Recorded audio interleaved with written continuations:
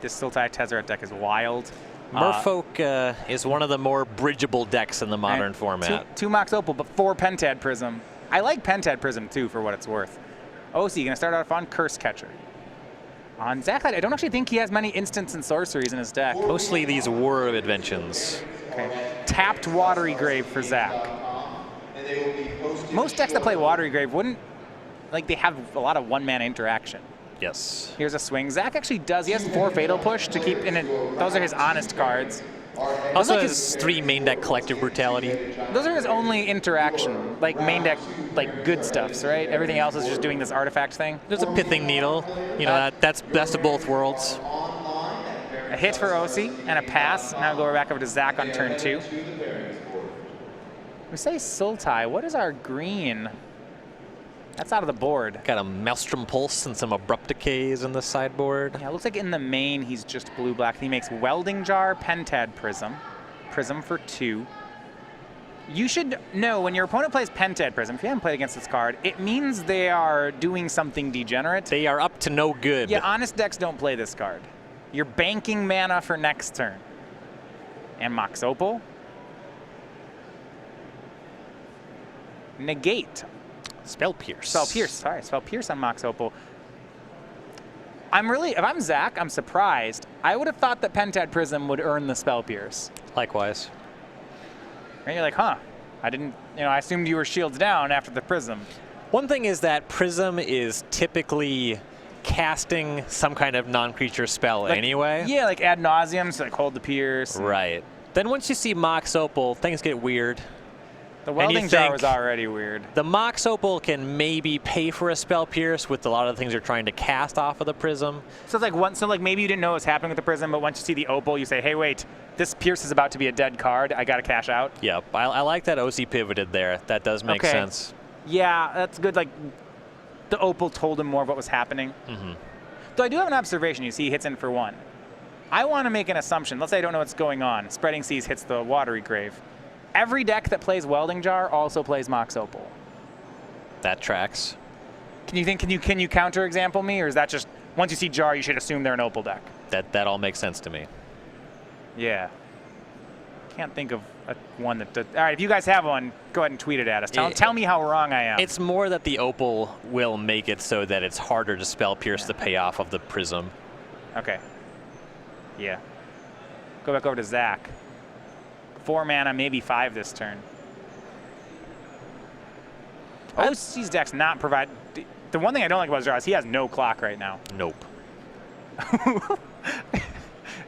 Yeah, okay, so Spreading Seas was cast, and then Zach drops the Academy Ruins. Yeah, he can rebuy that Opal, all right. It was just like, hey, here's something you could have here's something you should have Spreading Seased. Yeah. And Zach looks like he has a Jace the Mind Sculptor. He has actually go with Tezzeret first. Nice. He's got one of each. I would Spell Pierce that. If you have another Spell Pierce, I would strongly suggest piercing, and he does. Tezzeret down. Oftentimes in Tezzeret decks, Tezzeret's actually a better Planeswalker than Jace. Yes, and that's why you see the 4-2 split here. Tezzeret makes it really easy to close games, either by trying to dig for your Ensnaring Bridge if that's going to lights out your opponent, or just making 5/5s. Mutavault played for Ocie. He swings in again with Curse Catcher, but Zach still at a very healthy 16. Ocie will make Master of Waves here, 2 elementals. 3. Spreading Seas. Yeah, Spreading Seas, thank you. Going to get those elemental tokens on the battlefield in the second here. Zach does not, I guess he does have 4 Fatal Push, and he could use Welding Jar to revolt if he needs to. Collective Brutality, also a clean answer to Master of Waves. I've done that one more than once. Remember, Master of Waves actually will pump that Mutavault too. It's an elemental. Mm-hmm. I like that interaction. It's a powerful one. I guess Zach also has the option to Jace unsummon the Master Waves. He would lose his Jace. Yeah, the Mutavault be able to take it down if Ocie were so inclined. You may have to. And this is a nice Jace the Mind Sculptor. Oh man, I'm into this. This deck's all over the place. No, I'm talking about what's been. I understand, but there's more to this. There's a lot going on here. So he leads on original Ravnica Watery Grave. That's a really nice Watery Grave. Yeah. Then he casts Modern Masters Mox Opal. which is a less nice Mox Opal. And then he just has this white bordered Jace the Mind Sculptor. I like that one. This deck is all over the place. Master Wave's back in Ocie's hand. Draws another Spreading Seas, but we'll see. Whether is he willing to delay Master Waves to get that Mind Sculptor off the table? May just have to. 2 cards. Master Waves and Spreading Seas. Yeah, here's Mutavault. Yeah, well, it's going to go at Jace and Curse Catcher at Zach. The thing about casting Master is it just gets unsummoned again. Jace makes it really easy. Jace is good. And now you're Spreading Seas. That'll take care of Academy Ruins. Ooh. And Zach's deck, the payoffs are really just Jace, Tezzeret, and Ocie's playing this weird control, but he's being successful at it. I do get to check a box, though. What happened? Jace bounced an opponent's creature. That's true. That happened. I saw it. All right. Yeah, we gave you another Jace deck. I don't think I'm going to see much Bloodbraid Elf this round. Pretty live on a player having 5 or more artifacts or enchantments in this round. Okay, yeah, that's true. Fortunately, I can't count these Spreading Seas under the control of Zach. Sword of the Meek for Elsik. Once dominant part of a combination in Extended. Very quiet in Modern. Once banned in Modern, came off the ban list, didn't show up too much. Yeah, I didn't do anything. Another land for Ocie actually plays here. It means he can Master Waves and Mutavault this turn if you'd like. I like that island with these other ones. That's good. He's got a nice spread. Ocie going to make Master Waves 4 elementals this time. He correctly makes it pre-attacks to get that extra damage in from Mutavault. Yep. So now Mutavault and Curse Catcher swing for 4. Zach will go to 11. Back over to Elsik we go. Fatal Push is an Elsik's hand, but he does not have black mana at the moment. Well, yeah, that Spreading Sea is doing some work. Cannot, and if he doesn't have a way to get rid of the Master Wave, so he can't push it off the board. I mentioned before, if he had black mana, he could just sack Welding Jar to itself, to whatever, just to get Revolt. Mm-hmm. Yeah, Ocie both Spreading Seas on the Watery Grave and Spell Pierce on that Mox Opal, paying some nice dividends here. Yeah, I don't mind it at all. And he just says go. This could be a lethal swing if Zach, it likely just is a lethal swing. Has to have something. I don't think his deck has much in the way of some things. I mean, he has a couple, but I mean, it's the Fatal Push in his hand is the most something he has. The denial of the Opal plus Watery Grave looks to have earned Ocie a Game 1 win. And 2, 4, 6, 8, 10. That's a swing for 11.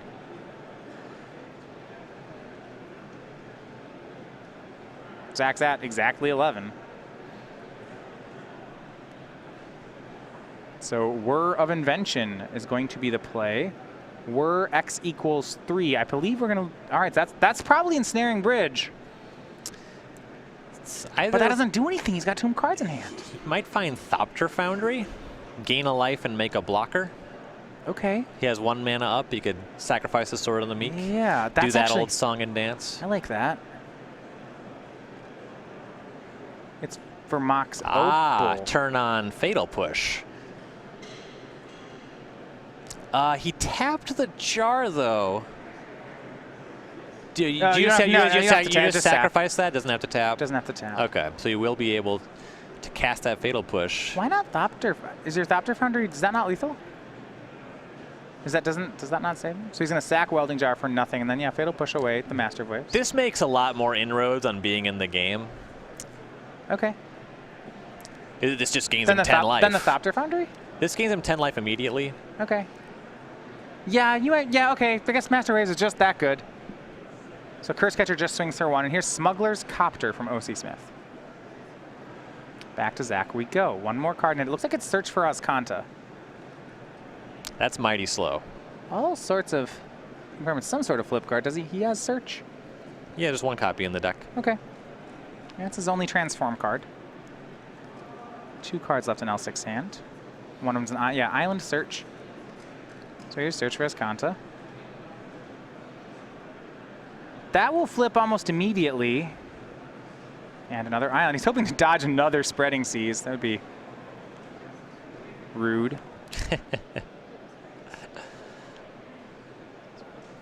And Ocie getting pretty flooded here. I believe another island off the top. Yeah. He does have Smuggler's Copter cleans that up, though. Well, he does have Master of the Pearl Trident, so that's actually a lot of damage. Looks like he can attack for 5 this turn if he'd like. No, actually make that 8. So let's look at Auscanta and Zach's deck. You can get a non-creature, non-land. So artifacts actually play here, which means this does something in Zach's deck. It's different than you normally see. So Copter Crude. So Mutavault's 3, Copter's 3, Curse Catcher is 2, and a loot. So this will put Zach down to 2. Draw and discard. That'll get rid of, well, he's got a Regerie that he picked up, and then a, looks like Harbinger of the Tides. And that should put Zach to 2. Pretty easy to assemble lethal from here. Yeah. Zach's got to find bridge. Darksteel Citadel. I don't think Zach wants that. I guess bridge or Foundry both do a pretty good job. Brian, he's thinking about Darksteel Citadel. What's going on here? Why would he want that?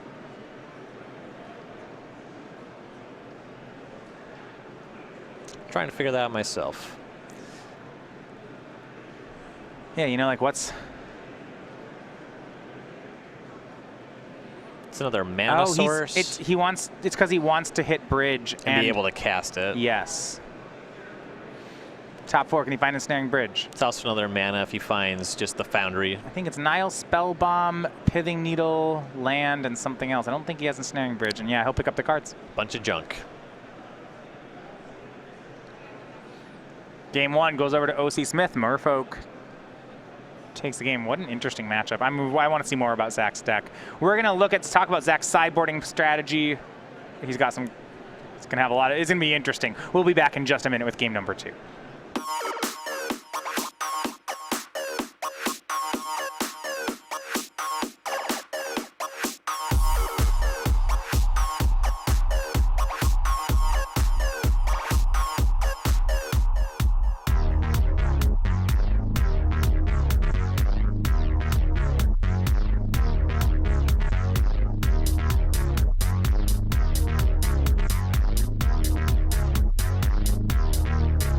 Go.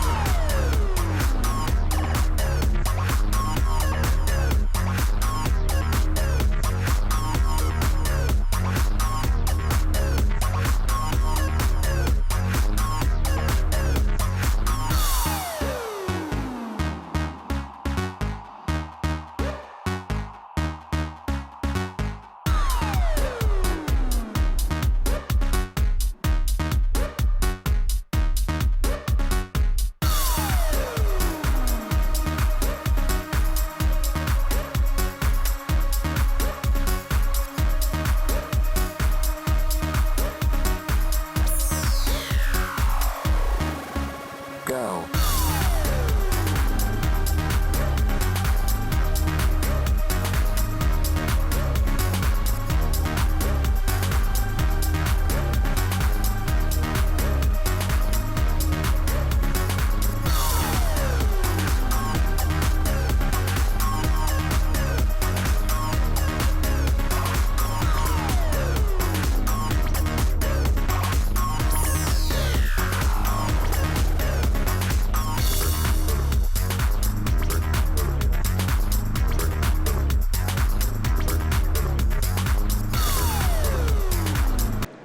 So we are back here. Zach Elsik losing game 1 to Merfolk. His deck was quite interesting. We saw Tezzeret, Jace, Whir of Invention, Sword of the Meek, all in game 1. All right, let's look over the sideboard.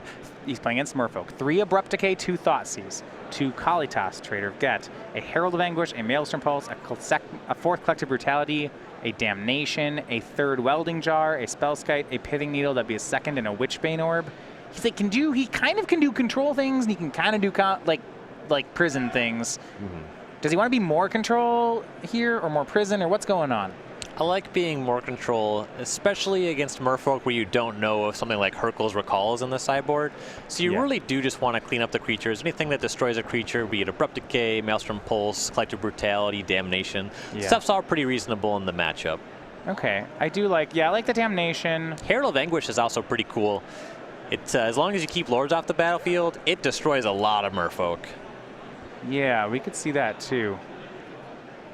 So on Ocie's side, 4 Relic of Progenitus, 4 Ceremonious Rejection, 4 Negate, 2 Dispel, 1 Echoing Truth. So actually no Hurkyl's Recall. And we were talking about this. At first I thought Ceremonious Rejection would be good against Zach's deck, but now I'm not so sure. Zach has a lot of blue spells. You have your Planeswalkers, Whir of Invention. You don't want to counter Sword of the Meek. You do want to counter Thopter Foundry. That's not colorless. Yeah, exactly. So the negates are a lot better than the rejections in this matchup. I like all the negates. Echoing Truth's also pretty good here. And Relic of Progenitus does a reasonable job against a lot of the stuff in Elsik's deck. Yeah, he did see Thopter Foundry and Academy Ruins. You can assume once you see Thopter Foundry that Sword of the Meek. There's that Sword of the Meek. So yeah, it's there.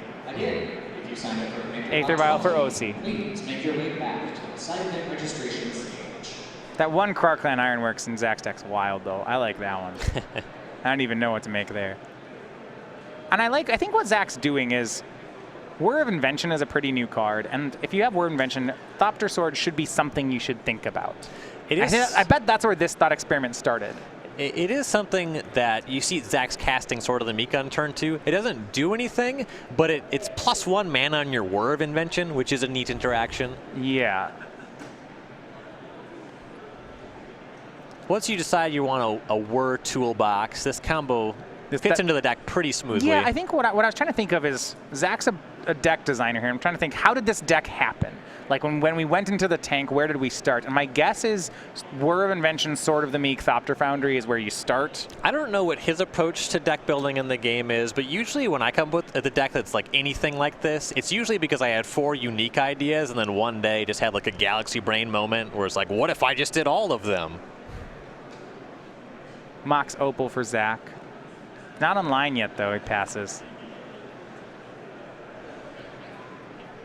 I can't imagine you sit down in one session and just build this deck. Yeah, no, that's probably true. Mutavault swings in for Ocie. He's being pretty slow here. That we do have an Aether Vial in 2, so the damage is going to really come out of nowhere is my expectation. He could have vialed in a Lord and for an extra damage there. Chose not to. Going with the element of surprise. Yeah. You tax things like sorcery speed removal with this. Collective Brutality escalated from Zach. So hey, that's actually pretty good that Ocie didn't make a Lord. I assume it's the discard mode and drain 2. Zach hunting for some counter spells. Yeah, I mean, Spell Pierce is the one he's seen, and that's not going to do much here. Looks like he's going to get pierced anyway. That's a little surprising. Using this as a tempo play. Zach's very happy to get the Spell Pierce. Unless, I guess, if that's Ocie's only non-creature card, but it's not. Looks to be at least one more here. Yeah, Ceremonious Rejection looks like is in Ocie's hand. And I understand Ocie boarding in Ceremonious. I probably would have as well. If he looked at deck lists, I think he wouldn't want it, but Zach's deck's too weird. There's no way Ocie knows that. Yep. Looks like the rejection is the only other. Yeah, Oboro, Aether Vial, Lord of Atlantis, Master of the Pearl Trident. The one thing about the Spell Pierce play is if Zach is taking the rejection and he knows about Spell Pierce is pretty easy to beat if you know about it. Yeah, it's like Ocie gave away an extra card, but not really. Is what you're saying? There's a chance that you cast a Spell Pierce and Zach just doesn't pay. Yeah, he escalated, which means you really should pay if you can. Lord of Atlantis in play on end step for Ocie. Draws Smuggler's Copter, sure. That's kind of a sunk cost thing. I mean, the 2-life swing is not something that matters in this matchup. Yeah. So I like Oboro a lot here. I almost never see the card activated, but now he's drawn Smuggler's Copter. This is actually really nice. Ocie can free roll this attack. I would vial in the Lord if I was Ocie. He does not, so it's only 5 damage. Paying some respect to a potential damnation. Yeah, but he can commit Smuggler's Copter. And this is what I like about Oboro. He can make Smuggler's Copter here, and he can make that 4th land drop and not worry about it because Oboro goes back into his hand. Yep. That's really neat. That's a cool combination. Yeah, and you're right. The way Ocie's playing it right now, Damnation's got nothing on his board. Yeah. Yeah, I've been pretty impressed by the sequencing. Yeah. I guess it's a recognition, like, I want to play it where it's how fast can I kill my opponent, but Ocie is way more in on the, hey, that's not what this is about. This is a slow game. But now he's got to face off against Ensnaring Bridge.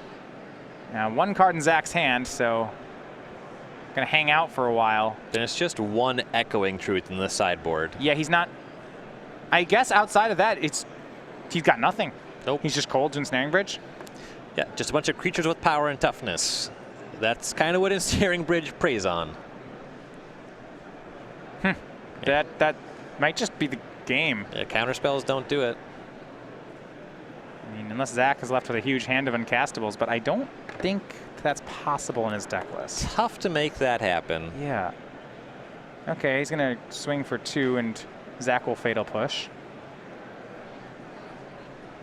Couldn't swing at the Mutable out there because it was not a 2/2. Now Zach down to 1 card as well. Looks like Abrupt Decay is in Zach's hands. He plays a land down to 1. So we're going to just hang out for a while here as land drops are traded. Now the game's about to get really exciting. Well, eventually Zach's going to... I feel like what happens is eventually Zach makes a Jace, Tezzeret, or Thopter Foundry. Yep. And when that happens, then he's going to start winning. And the combination with Thopter Sword Bridge is that you make a bunch of Thopters. One turn, you draw your card for turn. You have a card in hand, you can attack with all your 1/1 Thopters. Yeah, well, Zach is very happy. You see now he casts Thopter Foundry to leave himself at 1 card in hand because he can attack. Negate from Ocie. Yeah, that'll work. No Thopter Foundry yet.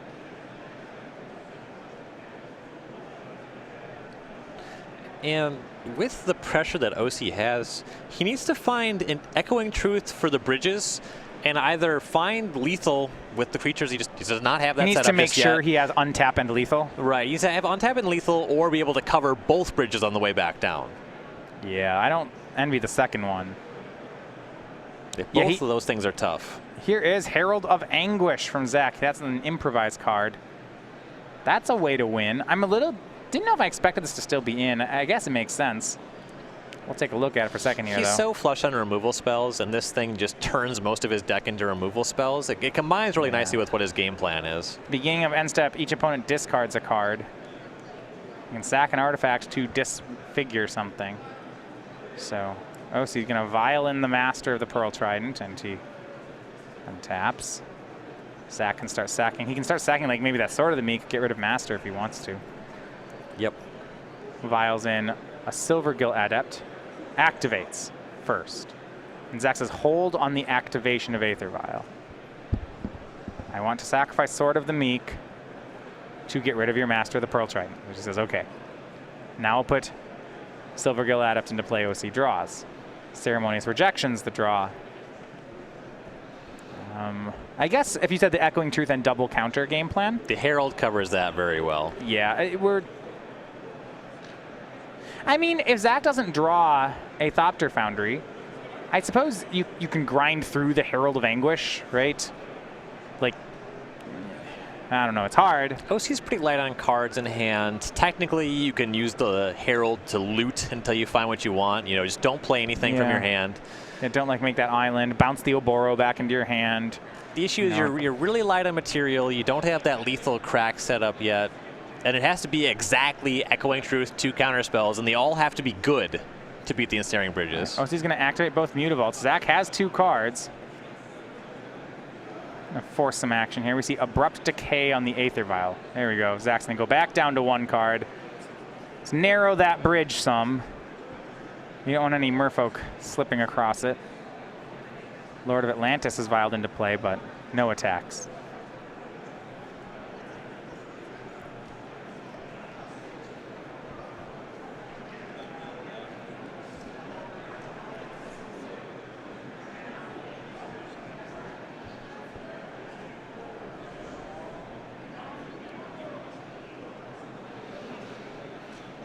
One thing to remember is a second bridge, a little expendable for Zach. That can be turned into a removal spell with the Herald if he ever needs to do that.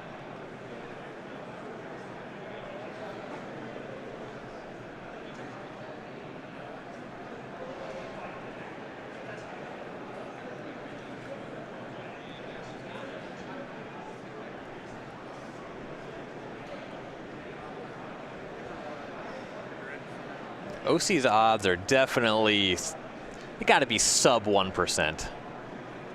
We're not quite in the Lantern control range, but the way that everything lines up, he's drawing to a one-outer that needs backup.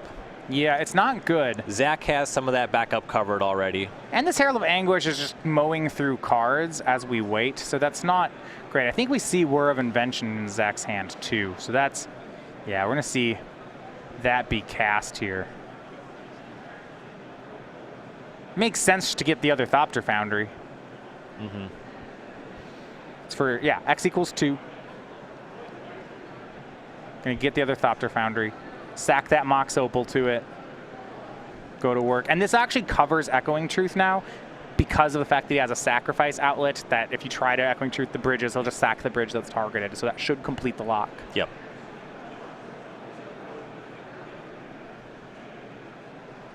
Ocie bouncing Oboro.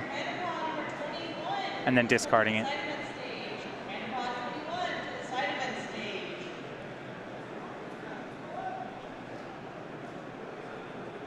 Said actually apparently already had discarded for the turn. But yeah, Zach's going to execute Thopter Sword here. I mean, the Ensnaring Bridge has been the issue. Yep. Ocie will know better for game 3. In the configuration of the sideboard, he has stuff that's good against the decks that look similar to Zach's, but they end up being kind of at their worst against exactly what's happening here. And just in general, Whir of Invention entering the modern format made Ceremonious Rejection quite a bit worse. Mox Opal sacrifices itself to Thopter Foundry, making a 1/1, brings back Sword of the Meek. So how this works, the shortcut is that for 1 mana, you get a 1/1 and gain 1 life. Yep.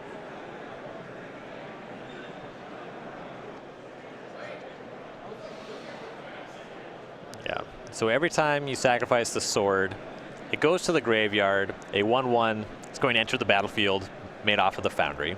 The sword checks for a 1/1 entering the battlefield under your control. The sword returns to the battlefield from your graveyard. So yeah, you use a mana to sacrifice the sword over and over. So 2 more mana, 2 more life, 2 more Thopters. And this actually, as far as a clock goes, is going to close out the game really quickly. Yes. Thopter Sword does not waste its time.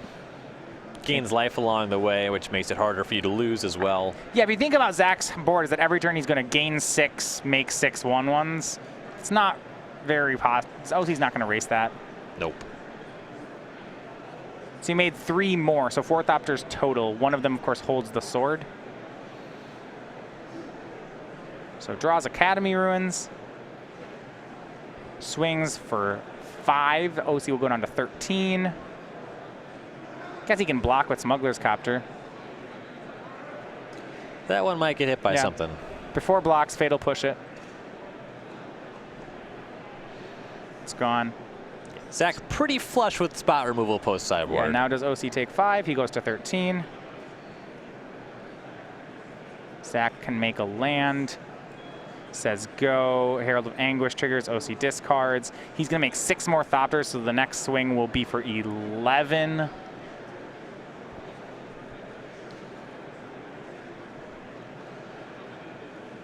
Six more Thopters, 6 more life, up to 22. Can't win this turn, but the next turn he'll do it. Swings for 11, Ocie to 2. 2 Ceremonious in his hand. And Zach's going to finish him off with a Collective Brutality. I like that flare at the end. He had it anyway, but they'd seen the brutality, so why not? So Zach Elsik evens things up in the first sideboard game, and, you know, really just the story there was Ensnaring Bridge. Yes. Now Ocie knows about it. It may not catch him off guard as much this 3rd game. We're going to look, see if he has other options. Players shuffle up for game 3. We'll be back with the conclusion after this message.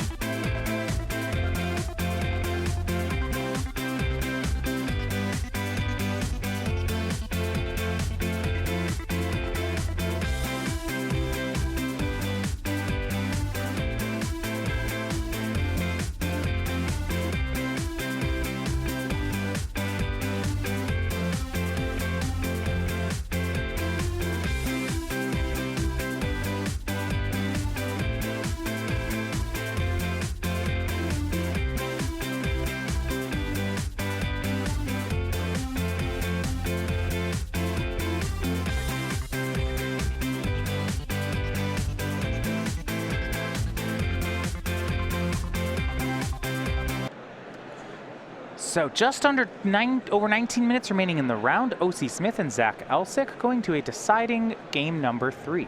For Ocie Smith, he hasn't had a fast start really in either of the games. Game 1, he played a control game from the Merfolk side, and he set up to do more of that in game 2, but he was caught off guard by Ensnaring Bridge. And his deck, once an bridge has resolved, has very few ways to deal with it. We'll see how he chooses to go forward. Yeah, it's just the one echoing truth in the sideboard. I figure based off the fact that he didn't concede during game 2, that it was in the deck. That would make sense.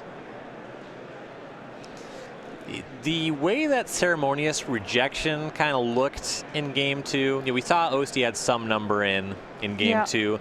You might go lighter on that going into game 3. You would assume it's in his deck. I mean, Zach played Whir of Invention game 1, and yes, he got Mox Opal with it, but I would assume any deck playing Whir of Invention has an Ensnaring Bridge somewhere in the 75. It just kind of makes sense. You're right. You want to be able to catch it when they cast it naturally. He has a bunch of counter spells that are just better, and the question is how many creatures can he move off of in his deck? A quick mulligan for Ocie. Zach's going to keep. During the match, I did manage to check off some bingo squares. We did have Zach Elsik casting a Collective Brutality on 2 modes. All right, He you controlled got 1, 5 2 or mode. more artifacts, some Thopters, and a Fatal Push with Revolt. It's a lot of squares you got to handle. They're not adding up very well, but it's evening things. Finally have some 3 in a rows.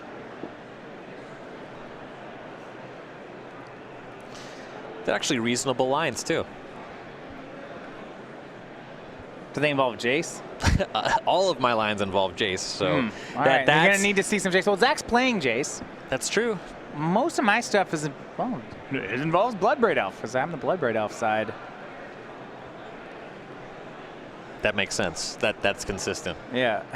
I do enjoy that you're the Bloodbraid Elf card and you have the Tron square. Turn 3 Tron. Tron and Jun tend to be Nemesi. And Nemesis is, I think, what you were looking for there. Nemesis. Unless it's Nemesis, a singular. I don't think it's like a cactus. I think Nemesis. Nemesis. Nemesis. Nemesis. A-E. Namaste. That's different. That's different.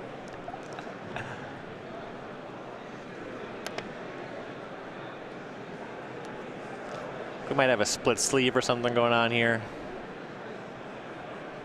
I think it's fine. Ocie looking on a 6.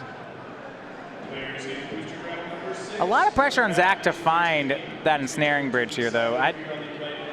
Racing Merfolk with just removal spells and threats doesn't feel like it's in his deck's range very well. But Ocie's going to 5, so it might be fine.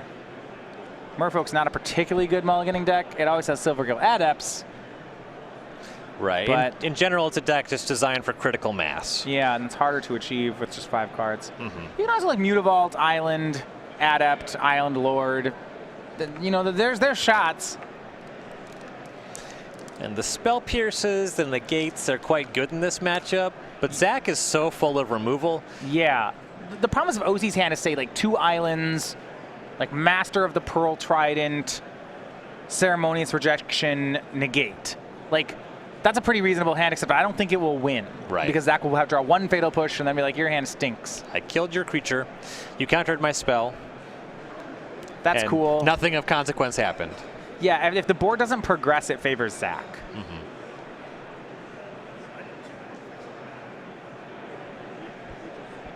Well, it's a 5 that plays. He'll keep and...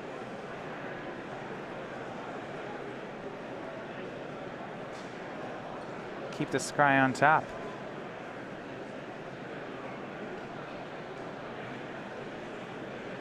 Wanderwine Hub and a pass. He plays 1 hub. He does not have any white cards in his deck, does he?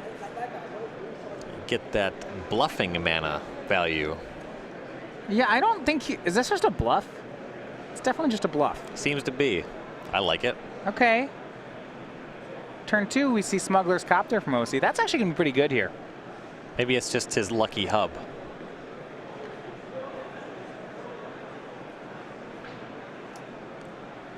Zach.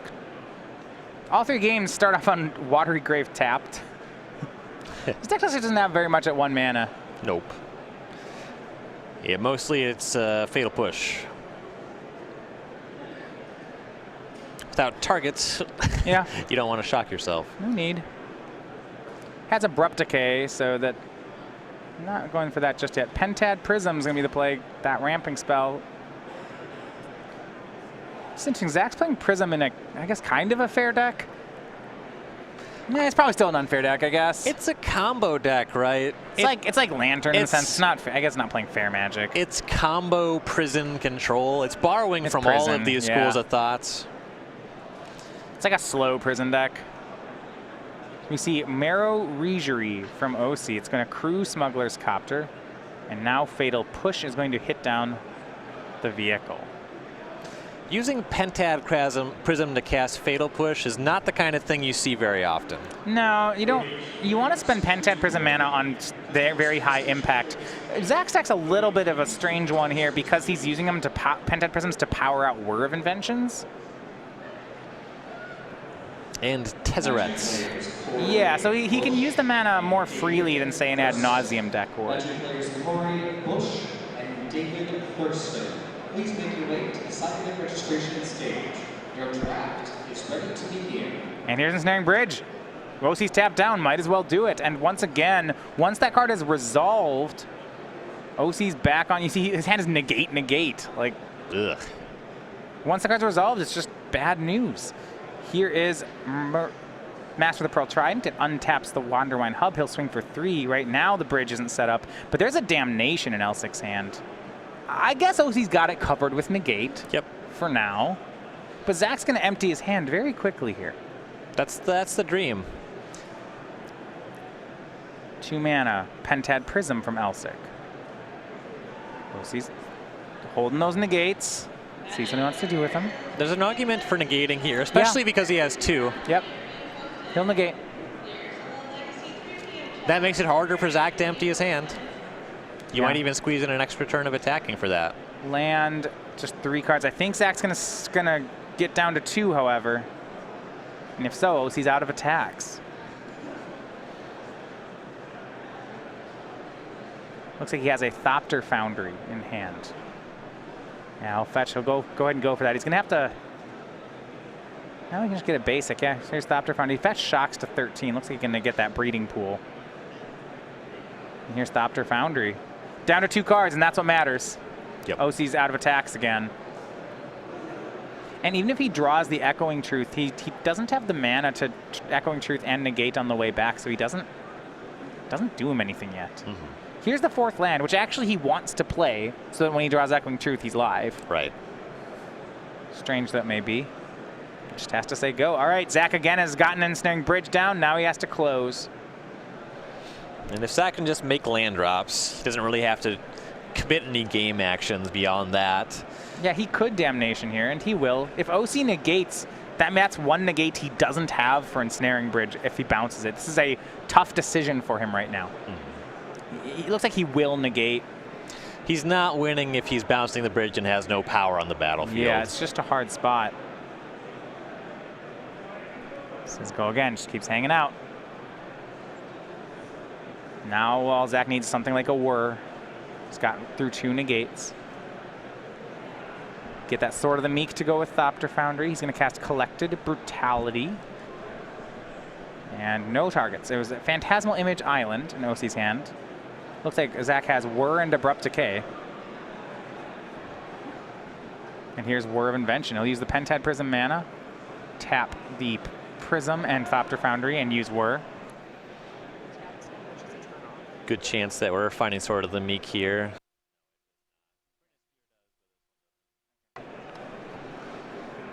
Yeah, you're saying, yep, then he does find Sword of the Meek. So Thopter Sword's going to start up next turn, and that should be good enough. Doesn't take long. No, I mean... And also from here, Elsik's going to be gaining life. Just doesn't... Both this in game 2, it's... Thopter Sword has been the win condition, but it didn't need to be. Like, everything would win. Right. It's because... The Ensnaring Bridge is the story. Yeah, Tezzeret would do it in pretty short order here, just plussing and setting up for the ultimate. Yep, so Zach goes to work for, he's gonna go ahead and make 4 mana, sack the sword 4 times, get 4 Thopters. Gain 4.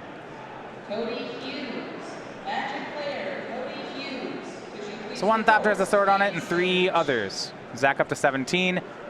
Gonna close this out rather quickly. Like I mentioned before, Thopter sword does not waste its time. Nope. Still plenty of cards in hand. Zach can just attack with these every turn. Here's 5 damage, Ocie to 15. 2-turn clock for Elsik. And the other thing about Thopter Sword, why it was appealing, is that it's also very difficult to disrupt because the whole thing is instant speeding. Yeah, even if you have Graveyard Disruption, and you can't really time it in a way that you can meaningfully interact. As long as Zach has another artifact and a mana, he can just trigger the sword again, get it out of the graveyard. Kind of your best bet is having something like Pithing Needle, and that card is actually pretty good against Zach's deck. You have multiple very good names. And that's why Zach's playing it safe here. You see I only made 4 end-step Thopters instead of 5 is the exact reason you just mentioned. And also it doesn't really change the clock. Here's a swing for 9, Ocie to 6. Yep, it's just lethal in 2 either way. Right. There's no way to make it lethal in 1. You can cast Harbinger of the Tides. Sure, you can bounce 1. It's fine. So instead of 9, Ocie will take 7, but that's still lethal next turn. Yep. Just 1 more activation makes it so. And Zach can pretty freely do it for 3 or 4.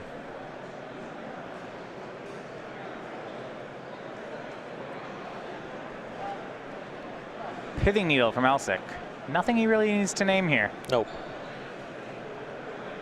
See if he goes for a funny name. Style play. Something stupid. Mutavault. Wow. Wow, that's like the correct answer? That's boring. Is it even correct? It's just like a card that's in Ocie's deck. I don't know. Yeah. Correct might even be strong. It's just like a fine play. It's a card. I'm going to give that one a C-. What do you want to name?